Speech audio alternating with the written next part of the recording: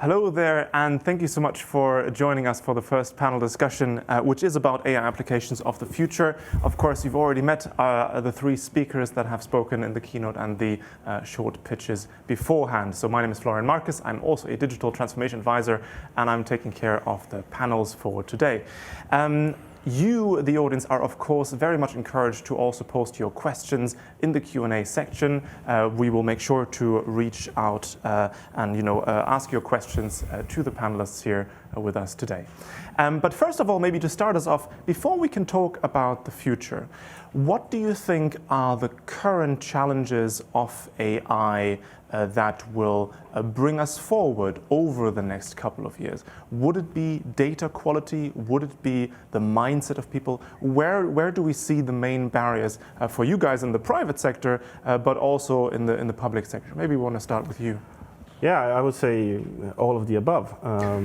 There's a lot of challenges in implementing AI, from having correct data sets so that you can train unbiased AI algorithms, that they don't make mistakes. There's the mindset of people that want to adopt AI and how to sort of make them comfortable in doing that. And there's also the case of accuracy. I mean, people expect AI to be perfect. If you look at self-driving cars, people want them to make zero crashes, but we're teaching the cars on data that are human drivers. So how you can actually do that. So I think going from this mindset of computers being perfect to computers actually making mistakes, it's very strange for us, but we need to somehow accept that.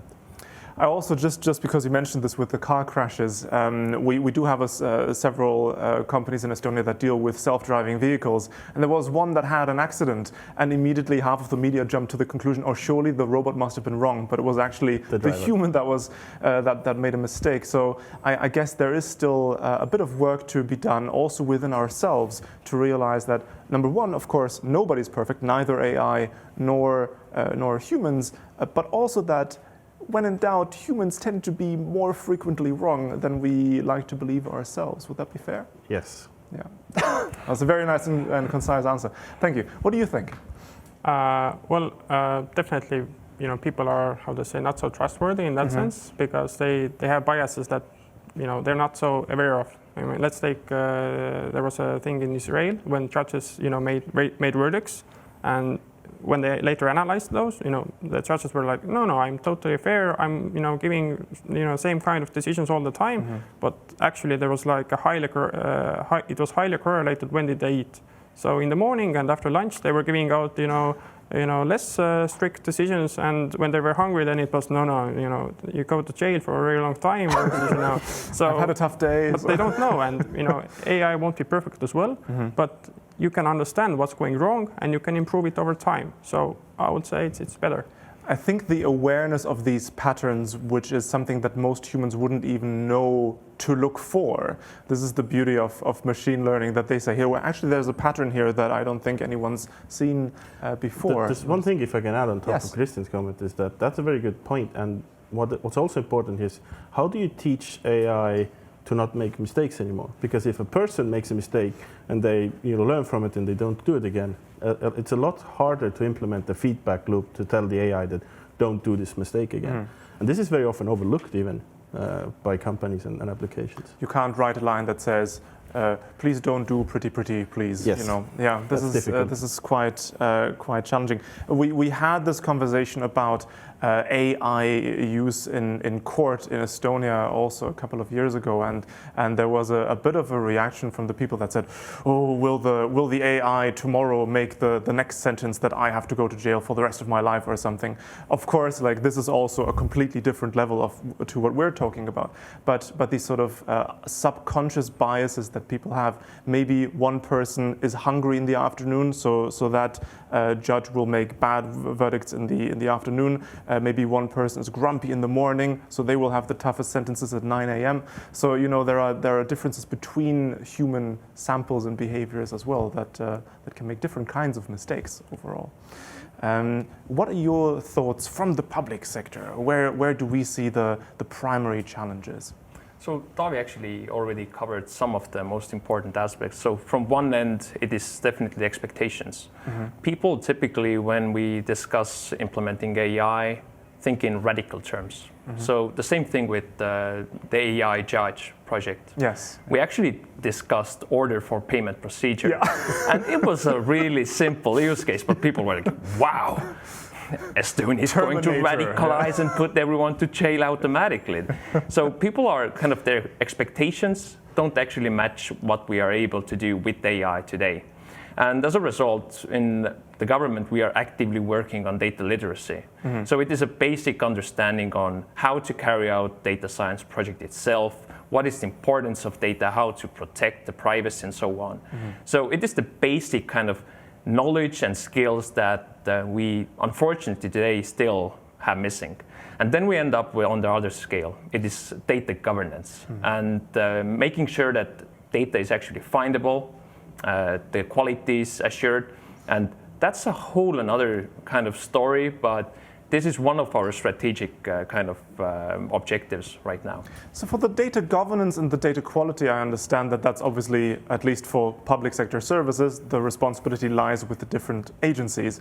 When we talk about education, though, whose role is that to play? Would that be something where we say, oh, every single parent must now make sure that everybody knows how to enter data correctly and how to use a tablet and so on? Or would that be something where schools have to work harder? Is that a lifelong education thing? Where do you see the focus there? So first of all, when we talk about on a government level, right now our ministry is also actively kind of trying to educate people when it comes to data science. And definitely it's a question of education.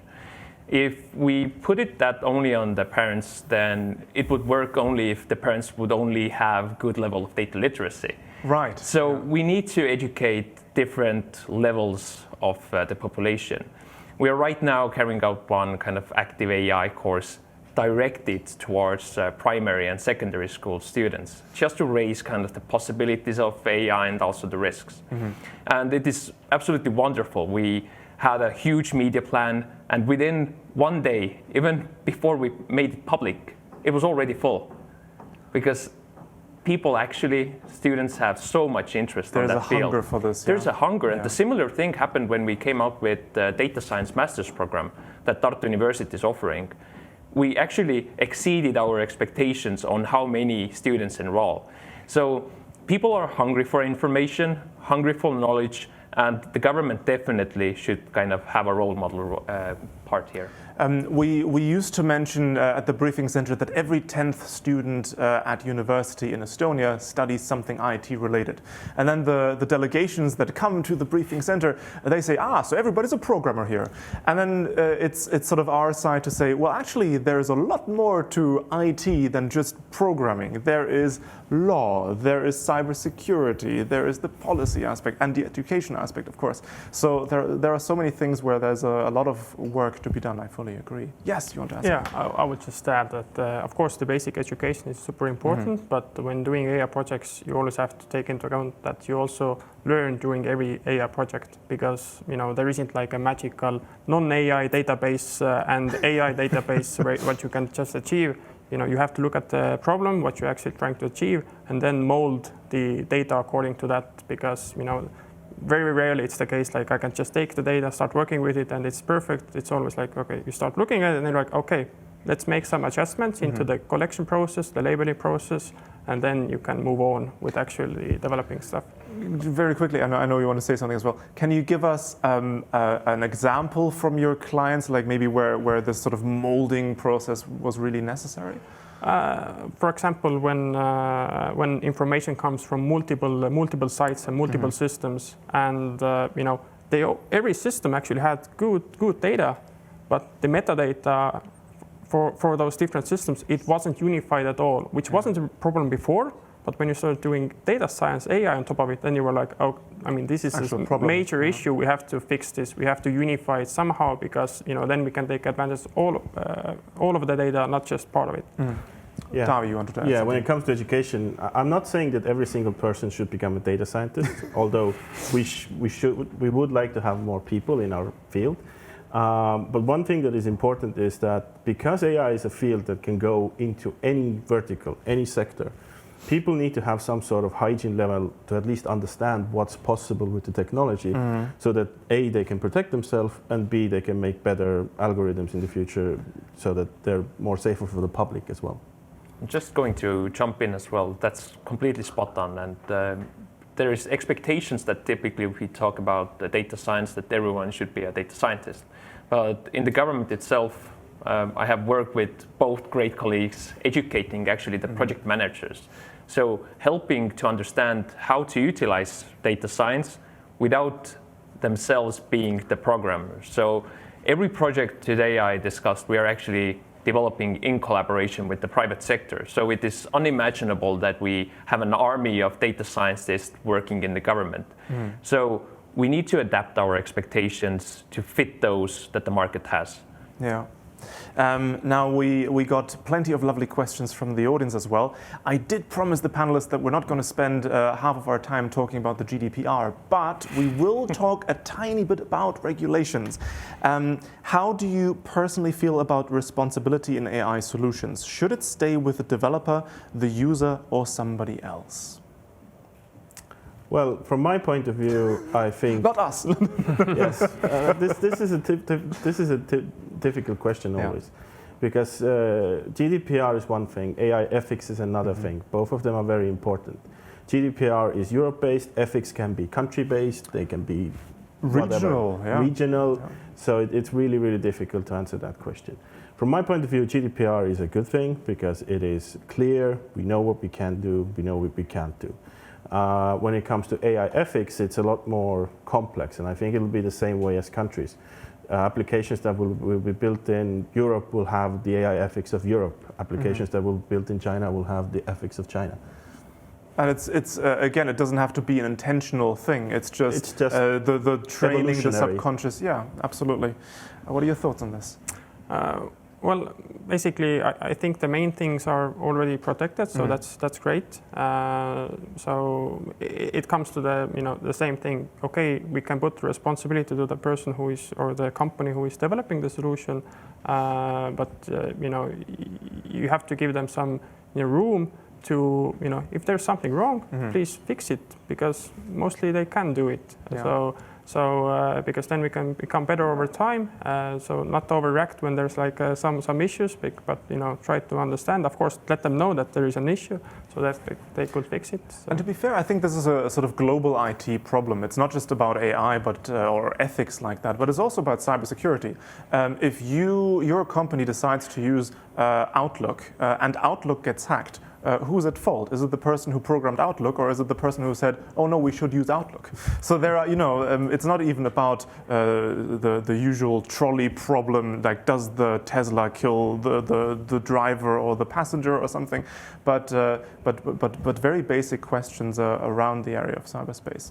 You wanted to add something as well? Yes. Yes, please. And the question itself, ethics, when it comes to AI, I really don't yet understand why it is actually a topic, because ethics, they are universal. Anyways, we should kind of human rights similarly. We should always consider that. But now if we discuss AI, then for some reason there's expectations that previously we hadn't considered human rights, but now we should do that. And similarly, I would find actually more kind of relevant to talk about human-centric AI, or some kind of requirements to make sure that the systems that we develop are actually work in the intended way. So whether it is data quality or metadata quality, work on practical things instead of making it mandatory to carry out ethical impact assessment and so on. So there is already a lot of regulation in place. I think that's a very good point, because if you look at what has happened in software development, when Microsoft was building their CRM, nobody was talking about ethics. Yeah. I mean, they wanted to build a tool, right? So I think with AI, it's very good to stay practical. But I think why AI ethics is coming up is that there's kind of this myth or lore in media that the technology is so scary that they want to bring this in. Although I don't think it's even to that level that it's necessary. Absolutely, and we see the same thing with systems I introduced previously. In unemployment agency, kind of the predictions success rate for humans is much lower than by the AI itself. But the question arises only when it comes to AI. Yeah, but what about the 20% of the times when the recommendation is not working out as intended? Not about the 40% of the times that the recommendation doesn't work out for the human. So we have an inherent bias when it comes to technology. We expect everything to work 100% of the times, and it's unimaginable. I think there is something to be said about false negatives and false positives, though. So if we talk about facial recognition software, and if a police officer at some point just says, no, the AI said this was you, and even though I can prove with other ways that it wasn't me, but the AI is 100% sure that this was my face, then we're running into problems. So we need to find perhaps a balance where the AI is not the sole decider, and arguably in some cases it should never be.